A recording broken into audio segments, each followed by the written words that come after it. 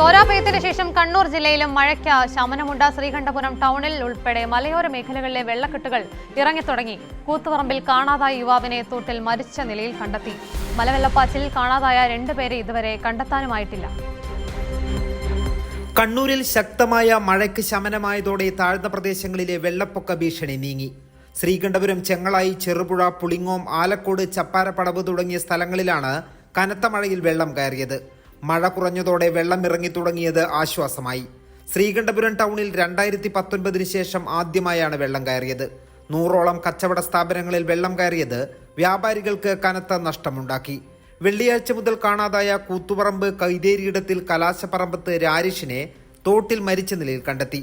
മാടായിയിൽ വീടിന്റെ മേൽക്കൂര തകർന്ന് 7 വയസ്സുകാരൻ പാർത്ഥിവിന് പരിക്കേറ്റു. പയ്യന്നൂർ കേളോത്ത് ചെറുക്കിണിയൻ ഗോപിയുടെ വീട് പൂർണ്ണമായി തകർന്ന് സഹോദരി ഇന്ദുവിനും പരിക്കേറ്റു. മഴക്കെടുതിയിൽ ജില്ലയിൽ 47 വീടുകൾ ഭാഗികമായി തകർന്നു. 18 ദുരിതാശ്വാസ ക്യാമ്പുകളിലായി 600-ലേറെ പേരെ മാറ്റിപ്പാർപ്പിച്ചു. കൊട്ടിയൂർ പാൽച്ചുരം റോഡിൽ ഗതാഗതം പുനഃസ്ഥാപിച്ചു.